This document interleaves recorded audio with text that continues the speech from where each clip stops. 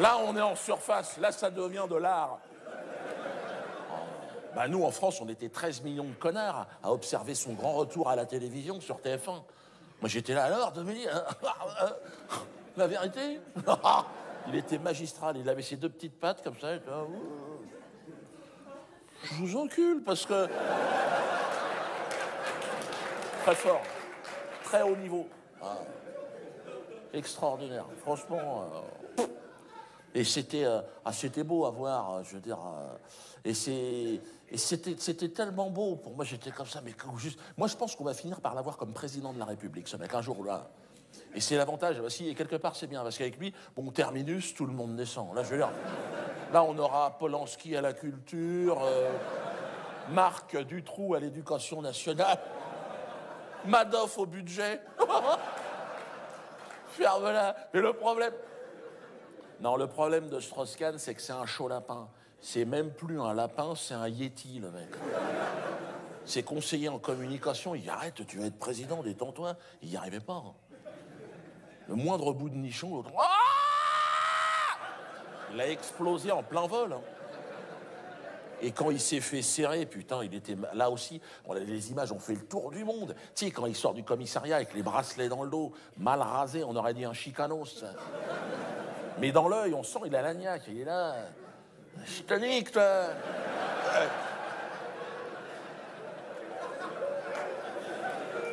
Par contre, au Parti Socialiste, ils étaient mal. Oh, Martine Aubry était pas contente. Non. Martine, tu sais, la costaud, là. Hein, on fait le même poids. Et elle était verte.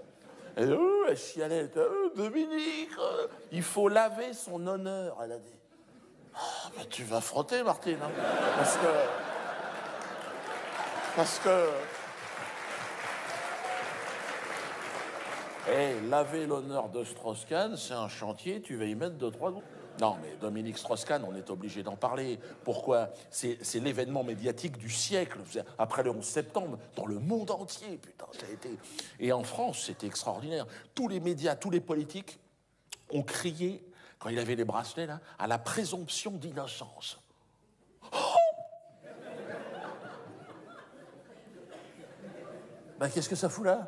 Alors, on nous a expliqué à nous, hein, nous les crétins, nous la merdasse. Hein, si, toi aussi. Il dit non, pas moi. Toi, je dirais même 150%. Ils nous ont expliqué, certes, tout l'accuse. DSK. Oh, c'est un dossier qui pue la merde à 10 km. J'ouvre les fenêtres. Les preuves de sa culpabilité, il n'y a que ça. Et ranger les preuves, les gars, quand on rentre, ça fait dégueulasse. Certificat des médicaux, tout. Il lui a déboîté le caisson. Il lui a pété la clavicule. Attends. Et puis, non, mais attends, il y a tout. Puis les bandes vidéo, en ce moment, qui traînent sur Internet, il n'y a que ça. Où tu vois l'autre femelle chimpanzé dans un couloir. Elle a paumé ses bananes, qu'est-ce qui se passe? Et puis elle lui a mis un coup de patte en sortant de la piole. Elle était énervée. On a retrouvé une griffe dans le gras du bide. Et puis, non mais attends, et puis son sperme, on en a retrouvé sur la moquette, dans le couloir, dans l'ascenseur, dans le parking. Ils en auraient retrouvé sur le fuselage d'un avion qui survolait New York. Ben, il avait la pression aussi, le gars. Patron du FMI, je veux dire, il gère pas un kebab à Bobigny, le mec. À un moment donné, il a lâché le tuyau d'arrosage. Sol, plafond, moquette, c'est parti en... Non, mais attends, il aurait jamais dû être chopé, le mec. Parce que c'est Dominique Strauss-Kahn. Je veux dire, il y a eu un dysfonctionnement, c'est pas possible. Mais pourquoi? Parce que Dominique Strauss-Kahn, je suis en train de te dire. Bon, Dominique, tu mets ça à la poubelle. Mais il reste l'essentiel. Strauss... Oh, pardon, monsieur, excusez-moi d'avoir dérangé. Il s'agit quand même d'un milliardaire juif. Je ne parlerai pas de juifs ce soir. Un spectacle sur 2, détends-toi. Mais voilà.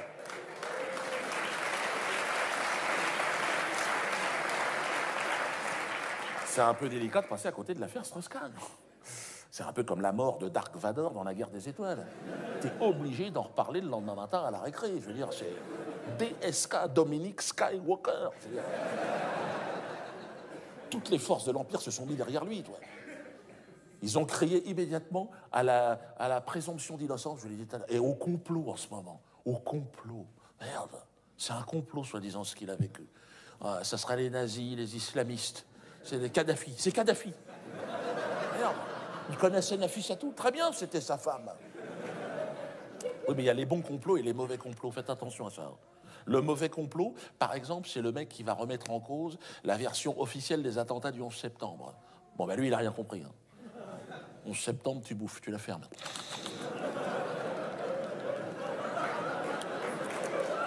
C'est bon, c'est bon.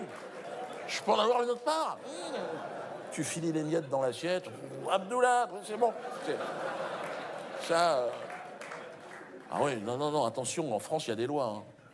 Il y a des versions officielles de l'histoire qu'on ne remet pas en cause. C'est comme l'histoire des chambres à gaz. Hein, tu vas pas commencer à dire, on pourrait voir les plans. Chambre à gaz, tu manges et tu la fermes. Non, si. C'est un pique-nique, tu vas jusqu'au bout. Hein.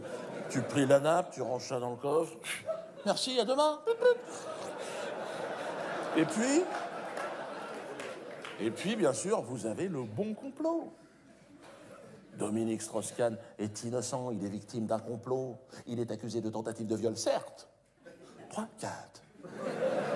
Mais il faut être prudent. Eh oui, parce que c'est Dominique Strauss-Kahn, les mecs. Tu te rends compte, il était déjà président, le mec. Ils n'ont rien compris quand il s'est fait choper. Je veux dire, mais oui, les élections, c'est pour des gens comme nous, tu sais, c'est une formalité pour faire croire que tu participes au truc. Mais je veux dire, il avait déjà les chaussons brodés à l'Élysée, l'autre, il avait fait changer les moquettes là-bas. Hein, parce qu'il a une petite tendance à les dégueulasser assez rapidement. Mais bon. Donc quand il s'est fait soper avec les bracelets, mec, de l'Élysée à Matignon, en passant par la grande synagogue de Jérusalem, rangez vos bites, les copains, jusqu'aux Jeux Olympiques 2012, parce que là, on est dans le collimateur. Et là, c'est Bernard-Henri Lévy qui monte au créneau. Quand il y a un mec de la mafia qui se fait prendre la bite dans le sac, l'autre, il débarque. C'est le nettoyeur en communication. Il nous avait fait le coup avec Polanski. Il arrive sur tous les plateaux télé. Hein. Déjà, il a les clés. Alors, dégage. Vous êtes tous virés. Alors, il sort sa clarinette magique. Chaud ananas, chaud abricot. On a beaucoup souffert. Non, mais c'est vrai. Non, mais attends. Bon, on est tous innocents, moi le premier. Bon, attends, moi j'ai toutes les associations israéliennes sur le dos. Moi. Toutes, depuis près de 10 ans maintenant, jusqu'à l'Élysée, hein, qui est quand même la plus connue. Bon, qu'est-ce que j'ai fait? J'ai fait des sketchs, moi. Mais mon cas est bien plus grave que celui de Dominique Strauss-Kahn. Ah, bien sûr, lui, il n'y a pas d'arrêté municipal. Hein. Quand il arrive, direction TF1, Champagne, il faut dire que sa femme est partie aux États-Unis avec un chéquier comme ça. Elle l'a dit, hein. Dominique, je te laisserai jamais tomber. Mais elle a rincé, crois-moi bien. Elle a fait des chèques, il paraît qu'elle arrive aux États-Unis. Tenez. Mais j'ai rien à voir là-dedans, madame. C'est pas grave. C'est parce que ça fait le mouvement, comme ça, après je repars. Allez. C'est ça. Ils sont allés faire des chèques en Afrique pour faire pression sur la famille. Toi, ils se sont dit, bon, ils sont arrivés au Bénin, les avocats de Strauss-Kahn. Alors, elle est même pas d'ici, c'est pas grave. Tiens, bouge, prends du fric dans ta gueule. Et alors, dans la famille de Nafissatou, t'imagines comment ça s'est passé? Dans le petit village perdu au fond de je sais pas quoi. Tiens, c'est toi la grand-mère? Tiens, refais-toi les chicots déjà, parce que... Au final, mais non, mais regarde, Strauss-Kahn, il va revenir dans 15 jours, ça sera sur France 2 maintenant, bien sûr. Et puis il va nous sortir un bouquin qui va traiter de l'antisémitisme chez les femmes de ménage noires américaines. Il va chialer, ils vont faire un DSK-ton, tu sais, il faudra donner du fric pour l'aider, lui et sa famille, bien sûr. Au final, violer une femme noire, franchement, violer une femme noire aujourd'hui, c'est bien, c'est bien. Ferme-la à tout jamais. C'est pas un dialogue, là. Bon, alors, c'est ce qu'a dit Jean-François Kahn, au passage, quand son pote s'est fait serrer. Hein. Jean-François Kahn, lui, c'est Kahn. Et Strauss, non, il n'y en a pas. C'est sec, il n'y a pas de sauce avec la viande. Et alors, hein? Il a dit, quand son pote avait les menottes, il a dit, oh, laissez-le, ça va. On lui a dit, oui, mais il a violé des gens. Alors, oh, j'appelle pas ça. Il a parlé, lui, de troussage de bonne. C'est pour excuser DSK. Parce qu'à l'époque des rois, t'avais le droit, plus ou moins, toi.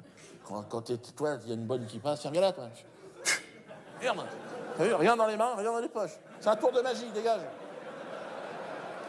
Merci. Bon, c'est le troussage de bonne.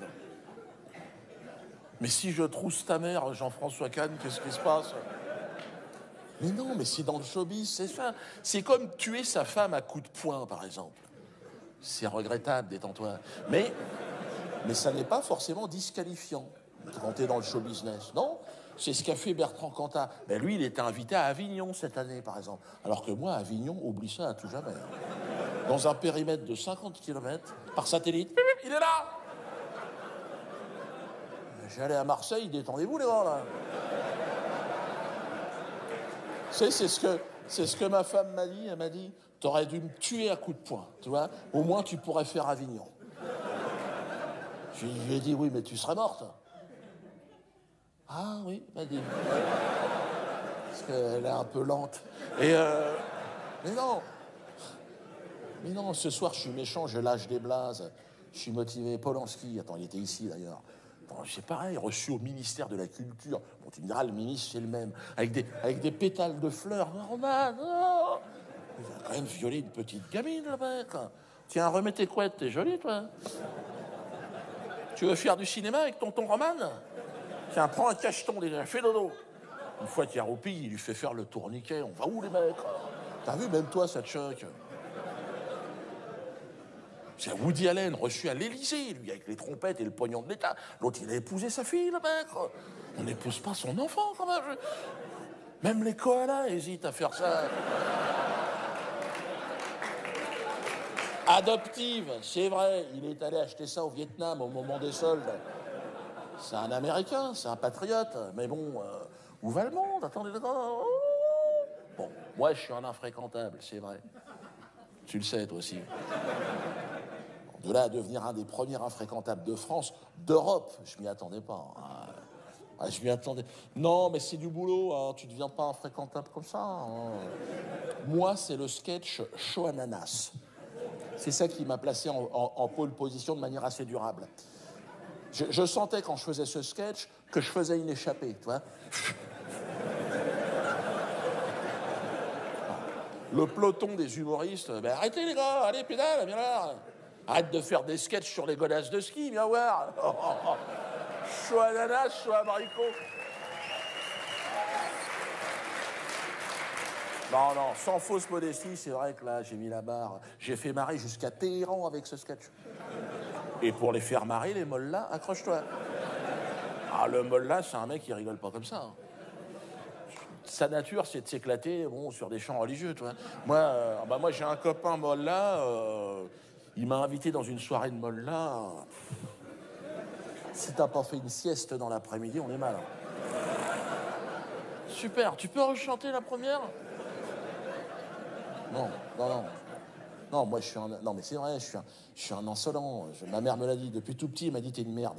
Et dès qu'il y a une faille dans le système, je la guette. Je suis là. Trop tard.